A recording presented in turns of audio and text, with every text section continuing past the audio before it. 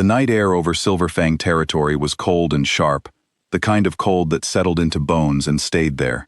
Elena Marsh stood in the center of the great hall, her hands trembling at her sides, while hundreds of pack members watched in silence.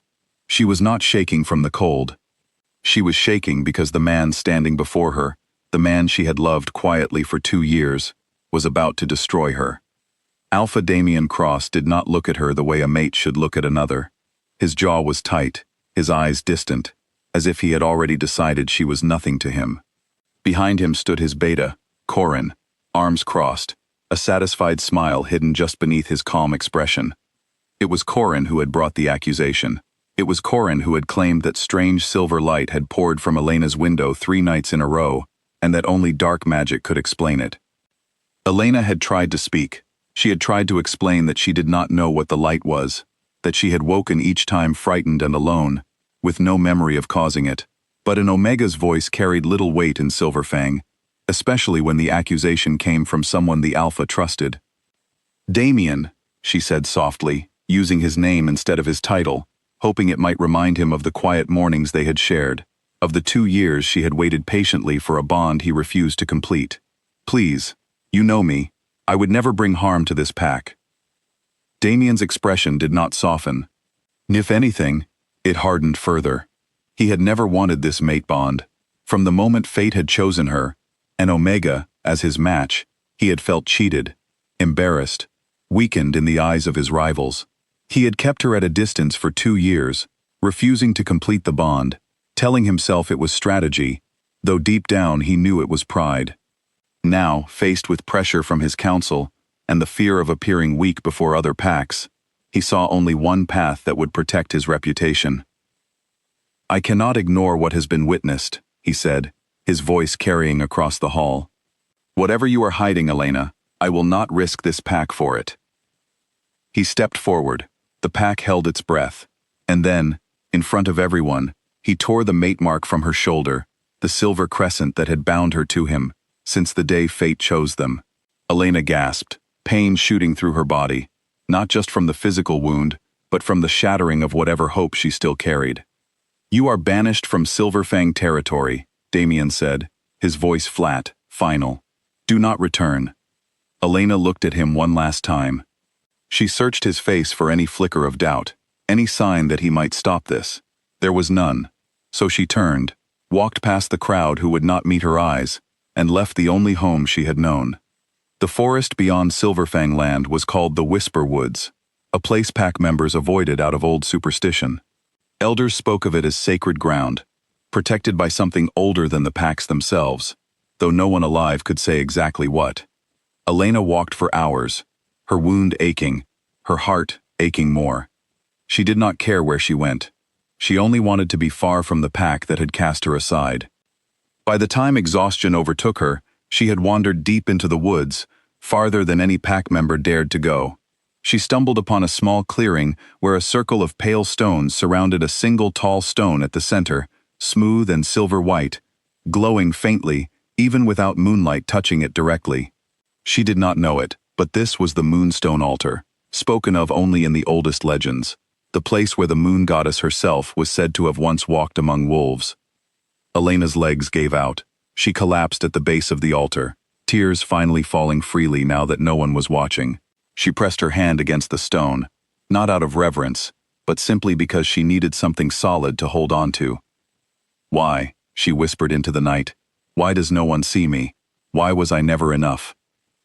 The stone beneath her palm grew warm. At first she thought it was her imagination, a trick of her exhausted mind. But the warmth spread up her arm, gentle and pulsing, like a heartbeat that was not her own. She looked up as the moon reached its highest point in the sky, full and bright, and a beam of silver light poured down directly onto the altar, directly onto her. Elena did not run. She could not have moved even if she wanted to.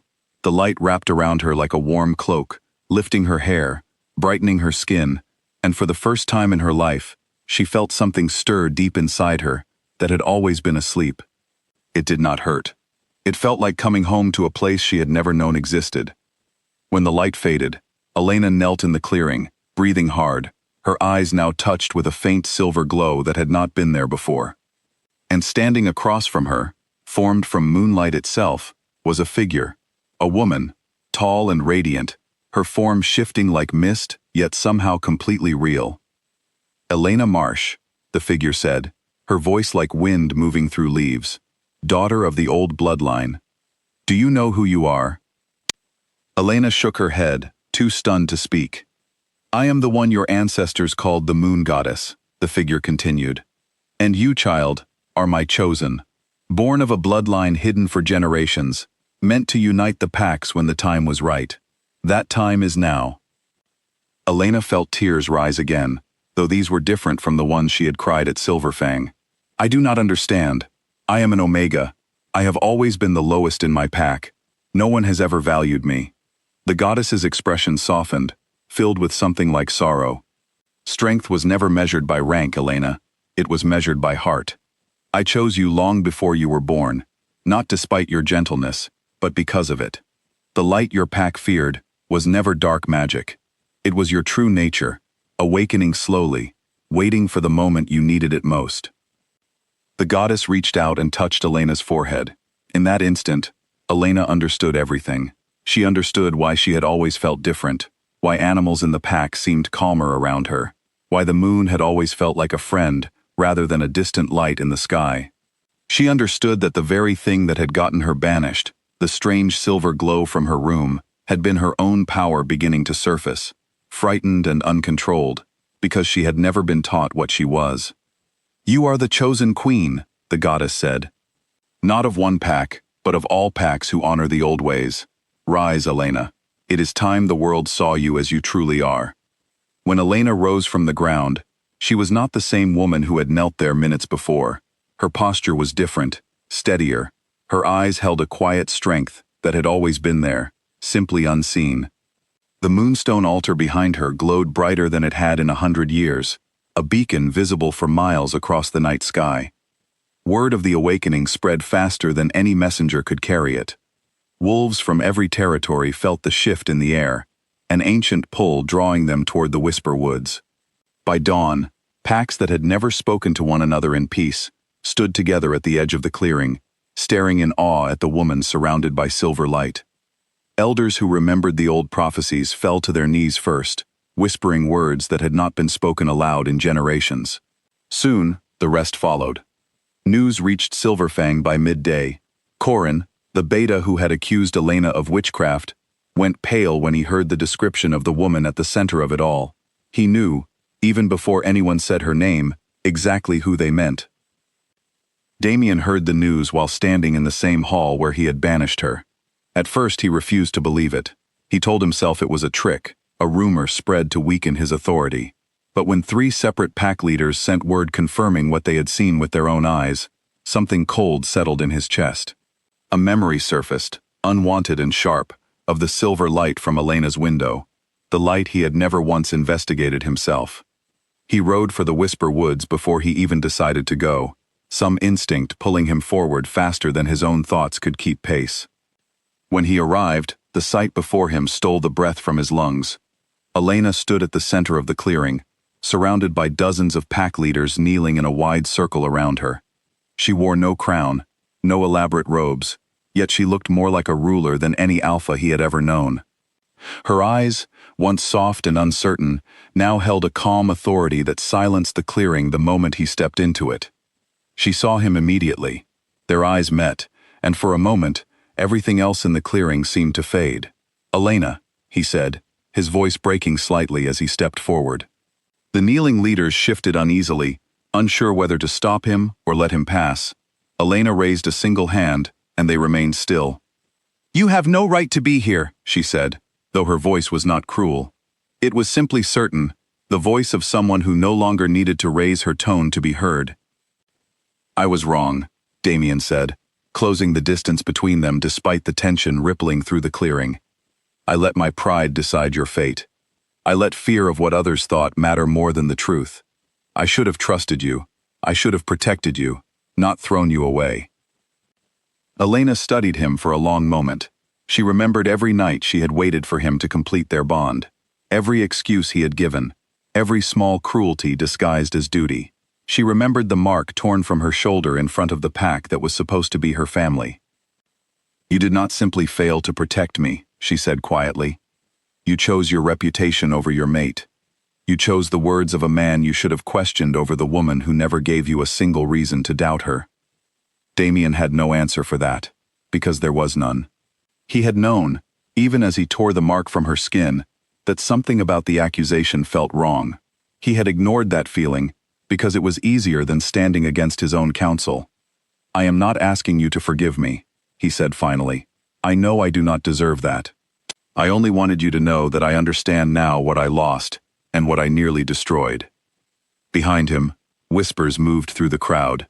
Corin had arrived, pushed forward by two Silverfang wolves who had followed Damien, perhaps hoping to see their alpha reclaim control of the situation. But Elena's gaze shifted past Damien, landing directly on the beta who had started it all. "Bring him forward," she said, and her voice, though calm, carried a weight that made even the bravest wolves in the clearing shift uncomfortably. Corin was brought before her, his earlier confidence gone, replaced by open fear. Elena studied him the way one might study a puzzle finally solved. "You knew the light was not dark magic," she said. "It was not a question. You saw it for what it was, and you feared it, because you understood that an Omega awakening with power beyond her pack's control threatened everything you had built your position on." Corin said nothing, which was answer enough. "Cowardice dressed as loyalty is still cowardice," Elena said. "You will answer for the harm you caused, not by my hand alone, but before the Council of Packs now gathered to witness the truth." The gathered leaders murmured their agreement. Corin was led away, his fate no longer his own to control, while the weight of what he had set into motion finally settled fully upon him.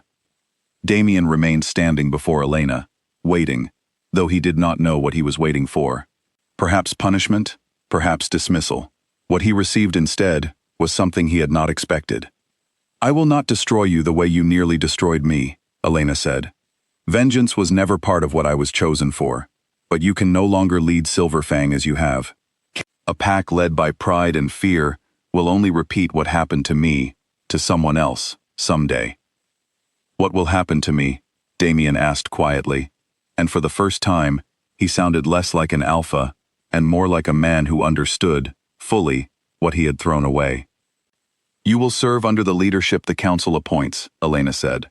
"You will learn, if you are willing, what it means to lead with humility rather than pride. That choice is yours to make. I will not force it upon you." Damien bowed his head, the weight of the moment pressing down on him fully for the first time.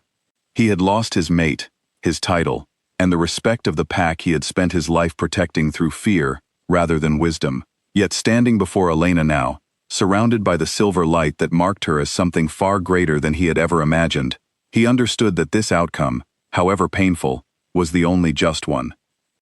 As the sun began to rise over the Whisper Woods, casting gold light over the gathered packs, Elena stood at the center of it all, no longer the quiet Omega, who had waited in vain for love she was never given. She was the chosen queen the moon goddess had promised generations ago, standing tall not because someone had finally chosen to see her worth, but because she had found it within herself, in the one place no one could ever take it from her again. The packs that had once ignored her now looked to her for guidance. The pack that had cast her out now depended on her mercy. And Elena, who had spent 2 years believing she was unworthy of love, finally understood that she had never needed anyone's approval to be exactly who she was always meant to become.